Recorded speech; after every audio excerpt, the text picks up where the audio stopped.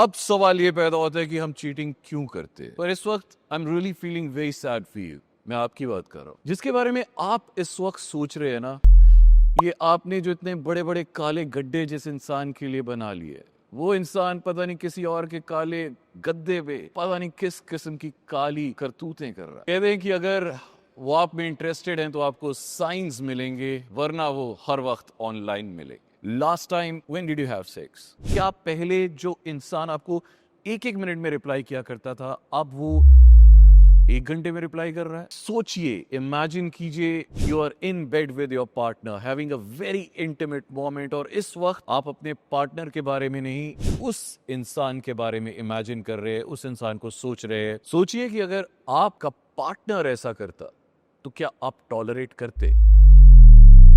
आपको जवाब मिल गया ना। Should you forgive that? अब आप बोलोगे कि यार ये लव कोच है, इसने क्या कोचिंग दे रहा है, बता तो दिया मुझे चीटिंग के बारे में, पर इसका सोल्यूशन तो नहीं दिया। आइए सोल्यूशन देता हूं आपको। तुझे इश्क में धोखा मिलेगा मुझे जब भी मौका मिलेगा। लोग पता नहीं क्यों कहते हैं, मुझे इतना ट्रोल करते हैं कि मैं रिश्ते तोड़वाता हूं, मैं घर तोड़वाता हूं। एक्चुअली ना, ये देखो, अभी एक और कमेंट आ गया। मैंने आज तक एक भी रिश्ता नहीं तोड़वाया। सच बताओ, वो सारे रिश्ते पहले ही टूट चुके थे।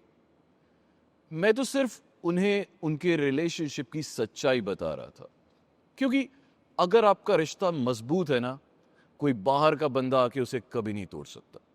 कह दे कि जब दिल टूटता है तो आवाज नहीं होती है, बहुत ज्यादा होती है। सच में होती है। ये सिर्फ शायरी तक ही लिमिटेड नहीं है। कहते हैं ना कि दिल टूटना, दिल को असली में थोड़ा टूट सकता है। ये एक्चुअली साइंटिफिक स्टडीज ने प्रूव किया है।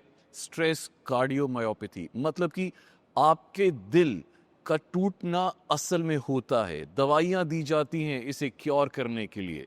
वैसे इस दिल के टूटने की वजह क्या है? अब दिल टूटने की बड़ी सारी वजह हो सकती है। मेरे ख्याल से जो सबसे बड़ी वजह है वो है जब आपका भरोसा टूटता है, जब कोई चीट करता है। अब आप बोलेंगे चीटिंग क्या होती है?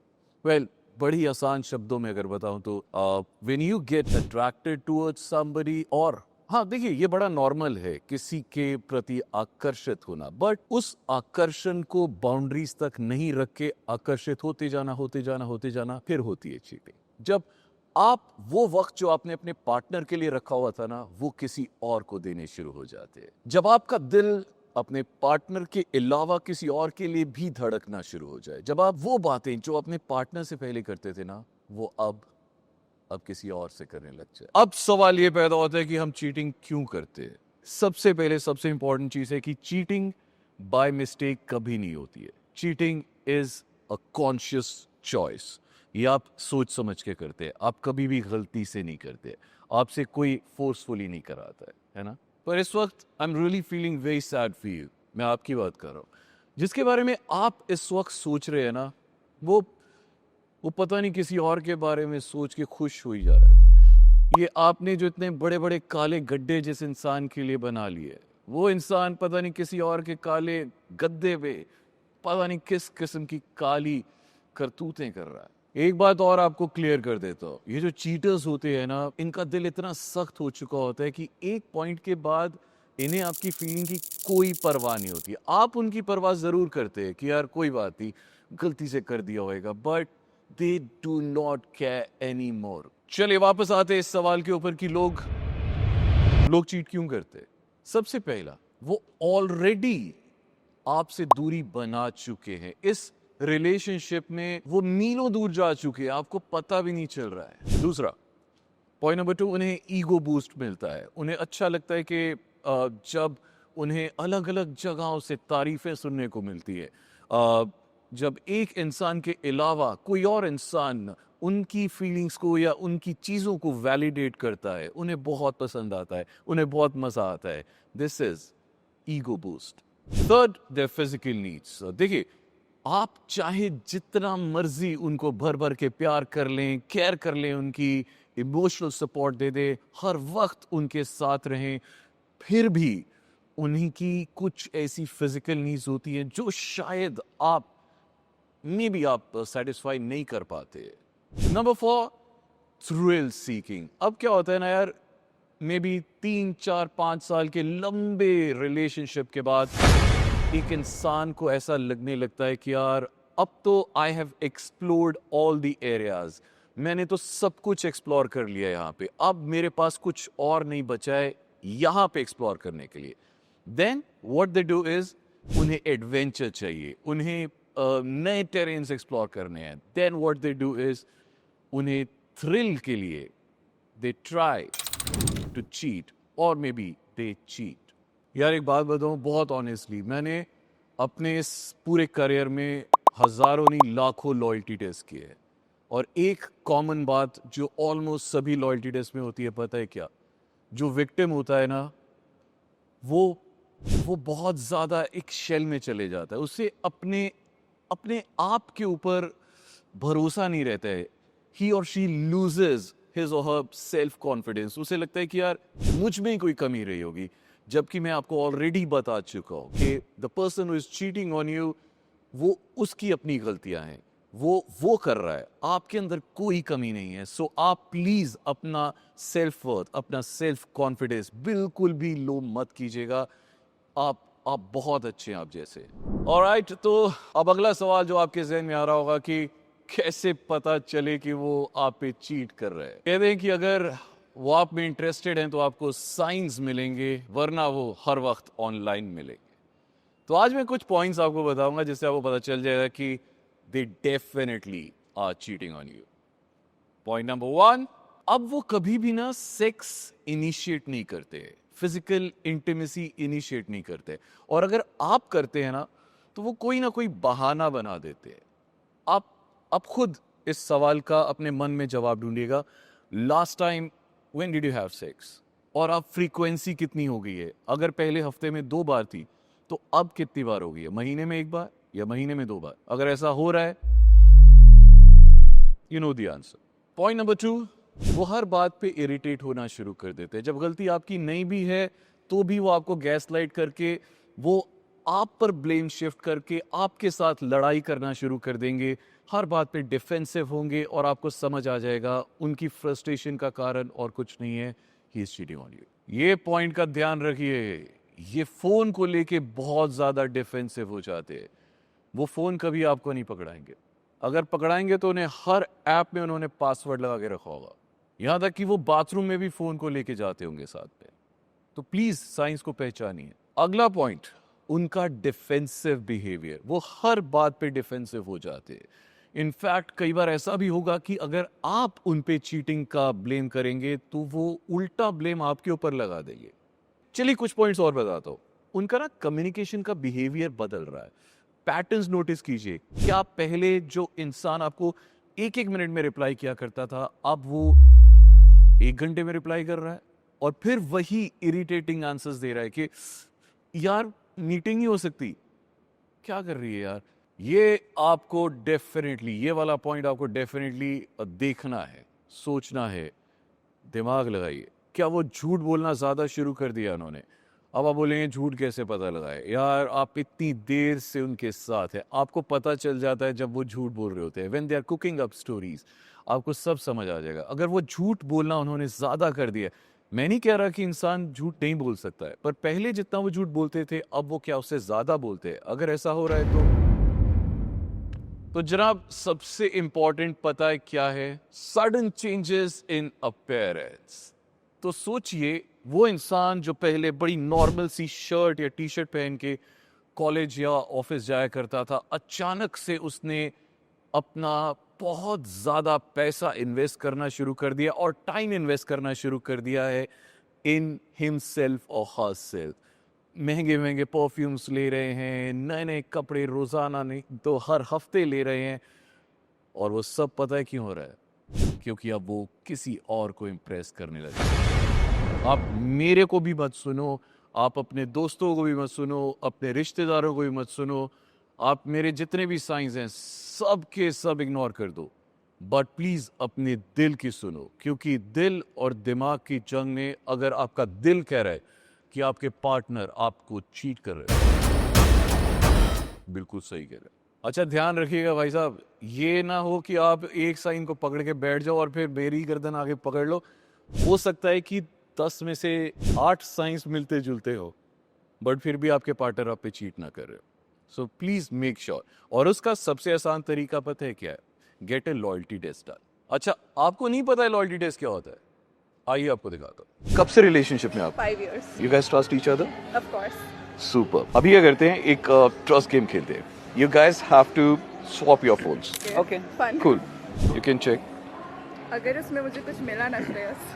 Okay, Neha, I know Samriddhi. ये एंजेलिका कौन है? वो डिस्कॉर्ड पे रैंडम यूजर नेम्स नहीं होते Okay, never तो mind, he's a guy. Alright, I trust you. Okay, your turn. अच्छा, मुझे भी देना है. But I am to the girl, right? So मुझे क्या देना है? सो ये क्या बात है कि लड़के को ही अपना फोन देना है? तुम मतलब अपना फोन are नहीं you दे सकती trying to मेरे को। imply कि I am not loyal? सो मैंने अपना फोन दिया, सो डज दैट मीन कि मैं लॉयल नहीं हूँ? No, but the way you're talking to me, it's like you don't even trust me. Girls keep something private. मेरी कुछ family matters that I haven't told you. So I don't want to tell you that. तुम्हारी mummy से तो मैंने 2 दिन पहले ही बात करी थी। ऐसे कौन सा फैमिली मैटर जिसके बारे में मेरे को नहीं पता या तुम नहीं बता सकती मेरे को? I don't mind. तुम देख लो, but मेरे फोन में बैटरी भी नहीं है so. हम अभी फोन चार्ज करके लाए थे 2 घंटे पहले। मैंने खुद दोनों के फोन चार्ज करे थे। Right, but वो dead हो गया and now उसमें पानी चला के तो it's not working. Simple. Stop lying to me. कुछ पानी नहीं गया है। हम जब से सूखे एरिया में घूम रहे हैं, हम कैफे में, कैसे पानी चला गए तुम्हारे फोन I'm में? not lying to you, Shreyas, and don't try to pose me as the villain. I'm not opposing you as the villain. No, It's but just ये a fun game, Lavanya. You know what? If you don't trust me, then we should just break up at this point. कर ही लेते। Yeah, because you're a guy and I know how guys think, okay? So you just think I'm like any other guy. Fine. देखो, now how to deal with a cheating partner बहुत मुश्किल है, but इतना भी नहीं। सबसे easy है, उनसे जाकर कम्युनिकेट कीजिए। और अगर वो बात को टालते हैं, नहीं तो उल्टा आप पर झगड़ा करते हैं, आप पे ब्लेम शिफ्ट कर रहे हैं, आपसे बात ही नहीं कर रहे हैं, आपको मैनिपुलेट कर रहे हैं, गैसलाइट कर रहे हैं, ये सबसे बड़ा रेड फ्लैग है कि भाई अब बात हद से ज़्यादा बढ़ चुकी है और वो फोकस जो पहले आप पे हुआ करता था वो कहीं और शिफ्ट हो चुका है। अब आजकल के ज़माने में ना चीटिंग थोड़ी सी बदल गई है। पहले हमें लगता था कि चीटिंग सिर्फ it constitutes may be sleeping with someone else, but now it is very subjective. May be हो सकता है मेरे लिए it's when my partner स्लीप्स with someone else, this is cheating. But किसी और के लिए अगर उनका पार्टनर किसी और को एक ऐसा टेक्स्ट भी कर रहा है कि आज आपकी फ्लोरल शर्ट बहुत अच्छी लग रही थी, वो भी चीटिंग है। Science of micro cheating. Number 1, आप किसी और से वैलिडेशन चाहते हो अदर देन योर पार्टनर। आप अगर फ्रेंडली बातें भी कर रहे हो ना उनसे, आपको वो भी गिल्ट दे रही हैं। आपको पता चल रहा है कि this is not right. Of course आप ये सारी बातें अपने पार्टनर से छुपा रहे। नंबर 3, आपका पार्टनर से ध्यान हट के कहीं और जा रहा है, even if you are with them. सोचिए, इमेजिन कीजिए, you are in bed with your partner having a very intimate moment, और इस वक्त आप अपने पार्टनर के बारे में नहीं, उस इंसान के बारे में इमेजिन कर रहे हैं, उस इंसान को सोच रहे हैं। सोचिए कि अगर आपका पार्टनर ऐसा करता तो क्या आप टॉलरेट करते? आपको जवाब मिल गया ना। आपको पता भी नहीं है पर आप अपने पार्टनर पर माइक्रो चीट कर रहे हैं। 5 साइंस आज मैं आपको बताऊंगा। आप बाहर से वैलिडेशन सीख कर रहे हैं अदर देन योर पार्टनर। जब आप उस इंसान से, उस स्पेशल इंसान की बात कर रहा हूं, जब आप उससे बात करते हैं ना, आपको थोड़ा थोड़ा गिल्टी फील होता है। आपका ध्यान पार्टनर से हटके ना किसी और की तरफ जाने लग गया। यही चीज अगर आपके पार्टनर आपके साथ करते हैं ना, आई स्वेयर आपने कभी टॉलरेट नहीं करना था। अब आप बोलोगे कि यार ये लव कोच है, इसने क्या कोचिंग दे रहा है, बता तो दिया मुझे चीटिंग के बारे में, पर इसका सोल्यूशन तो नहीं दिया। आइए सोल्यूशन देता हूं आपको। सबसे पहले बाउंड्री सेट कीजिए अपने पार्टनर के साथ कि ये चीजें अलाउड है इस रिलेशनशिप में, ये चीजें बिल्कुल अलाउड नहीं है। नंबर 2, आकर्षण, अट्रैक्शन, इन्फैचुएशन, ये बहुत नॉर्मल है। आप जहाँ काम करते हैं आपको कोई और पसंद आ जाए, आप उसकी तरफ अट्रैक्ट हो जाए, it's very normal. Consider this normal, but उस अट्रैक्शन को कहाँ तक लेके जाना है, उस पर कितना रिस्पॉन्ड करना है, कितना रिएक्ट करना है, ये आपके ऊपर डिपेंड करता है। जब भी ऐसा लगे आपको कि मैं ओवरली अट्रैक्ट हो रहा हूं उसकी तरफ, you know your boundaries, right?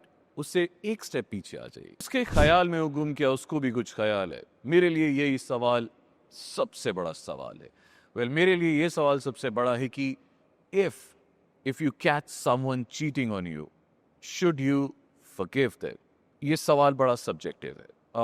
हर कहानी अलग होती है, हर लोग अलग होते हैं। So do people change? Yes. Should we forgive them? Maybe. Should we forget them? Never. चलिए आपको एक क्लिप दिखाता हूं, देखिए और आप जज कीजिए कि आपको क्या लगता है। Excuse me. Excuse me, sir. Are you okay? Yeah, Are you okay? I'm married. You're married. You're passed out on a stack of blocks. Rocks. Can't go home with me. I don't want to go home with you. Are you okay? I'm okay. So the other day I read a Reddit post from this dude who cheated on his wife of 8 years, and she left him. Didn't say anything about it, just left a note and moved. And he hadn't heard from her in 2 years. The whole post was centered around his confusion on the wife's indifference, and she didn't give him a chance to explain. She threw a decade in the trash, blah, blah, blah. Well, then I got to the part where he explains why he did it. He was drunk. He wasn't in his right mind. It was a one-time mistake. Just common rationalizations for cheaters. Well, today that excuse was taken out back and shot because this fella here doesn't even know where he is. But he knows who he's with. I'll tell you that. Great work, brother! Look at him. Leg out, head down. He looks like Captain Morgan when he has too much Captain Morgan. Doesn't matter. Still loyal. देखो जी, जो आपसे इंसान सच्चा प्यार करता है ना, वो कभी आपको धोखा नहीं देगा, और जो धोखा देगा वो सच्चा प्यार नहीं करता है। सो बेसिक इक्वेशन है, बेसिक सिंपल इक्वेशन है। तो आप अगर उनसे प्यार करते हैं, आप कभी चीट नहीं करेंगे। सिंपल है ना? Well, with this we end our today's episode. आप बताएं हमारे नेक्स्ट एपिसोड में आप क्या सुनना चाहते हैं। मैं आपका लव कोच राहुल मार्किन आपके लिए वही लेके आऊंगा। तब तक के लिए do share, like, subscribe us. This is your love coach Rahul Markin signing off for now. Bye bye.